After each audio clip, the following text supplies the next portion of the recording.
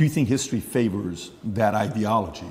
Or history, eventually, a group of men stand up and say, yeah, listen, we've had enough, this is not going to be happening? I do believe that in history it's always been the same. I believe it's always been a select group of good men who are up against evil, and I think they've always been outnumbered, and it's always been difficult, and they've always suffered. All of them. When I was in jail, the amount of letters I got from people, and it was just names of, and I'm not comparing myself to these people, this is the letters I got of Nelson Mandela, Martin Luther King, Malcolm X, Muhammad Ali, everyone who was unjustly imprisoned. Everyone's gone to jail. Because when you stand up for something, they end up trying to put you in jail. When you're a good person trying to do good, the evil, the matrix as a whole is going to try and throw you in jail. That's what they do. That's the punishment for it. And history's always been the same. It's always been a small group of outgunned people who stand up, who are, to the detriment of themselves, too principled to allow injustice and evil to thrive. And they stand up and they're outgunned and they're outnumbered, but they're like, no, I have to tell the truth. If I would have just allowed them to beat me, none of this would have happened. But I beat them. And that's the problem. Now I'm sitting here going, okay, well, after I beat the BBC, after I destroyed the BBC, Tristan gave me a high five. He's like, oh, you wrecked them. They're going to look so stupid. I said, bro, we've sunk the HMS Hood.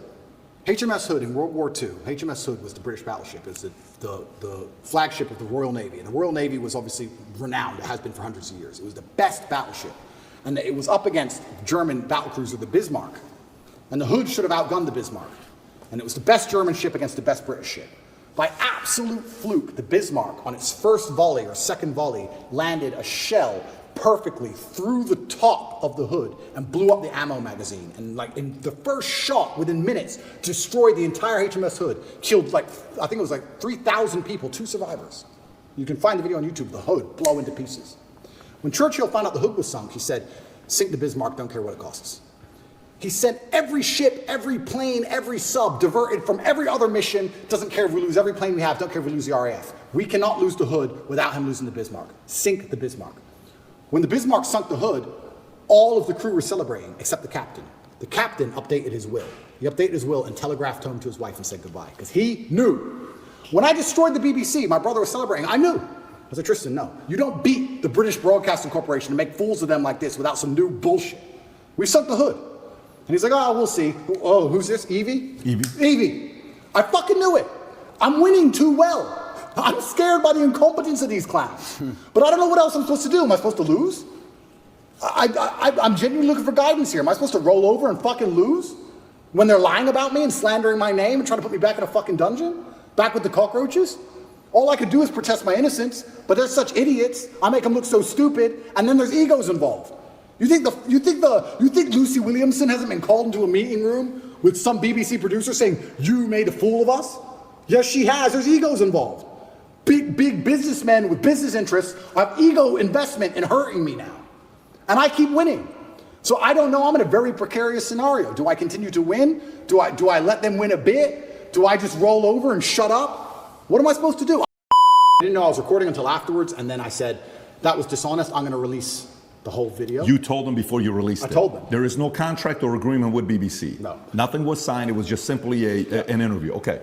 Because I think that was very important when you released it, for people to see what fully was said versus, and by the way, you know the Philip Schofield interview that they put up, the 12-minute one that just came out? You know the comments are turned off. Of course they are. The comments are turned off, yours are turned on, his is turned off. Of course. And who knows many reasons why they would do that. But going back to BBC. So, okay. They come, they want to ask the questions of you. For some of the people that maybe aren't following the story closely, but they know who you are. We're in the car, we're driving, and a lot of people are asking questions. We ask the drivers, like, hey, are you going to Tate's place? How do you know we're going to Tate's place? And he says, well, who's Tate? Oh, Andrew Tate. Oh, tell us about Andrew Tate. Well, this is, okay. What kind of a guy is he? He said, I actually really like him. I said, why do you think he's going through what he's going through right now? Oh, it's always because of money.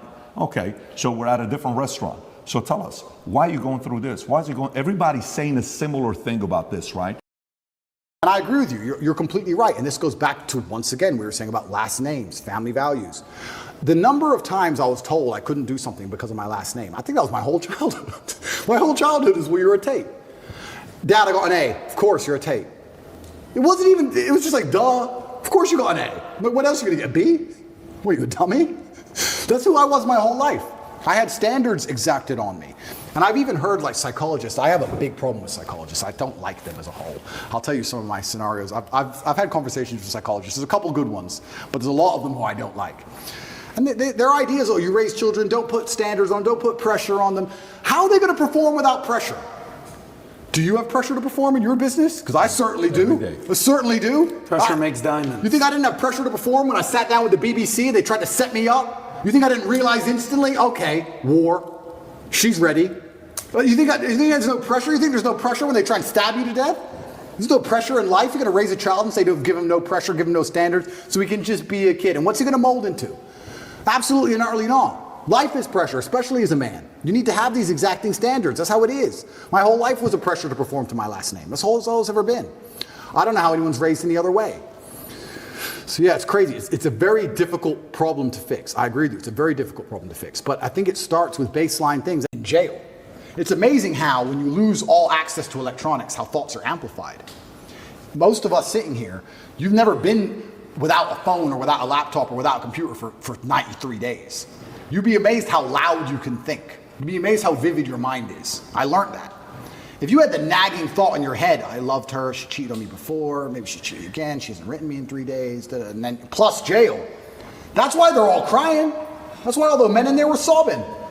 Their wives are either fucking someone else or the bills ain't paid. It's not just his situation, it's everything else. Yeah. So now if you're gonna say to me, what do I respect in a woman? I respect a woman who's gonna wait for me. I have no interest in a woman, oh, she's funny, she's cool, she's hot. Don't care. Don't care. Is she going to wait for me? And I also know, because of my experience, which ones would and which ones wouldn't. I'm not stupid. Because they'll all say they would. They'll all say they'll wait, because they're on the jet. But I know which ones are lying. Because enough women have lied to me. I've seen it.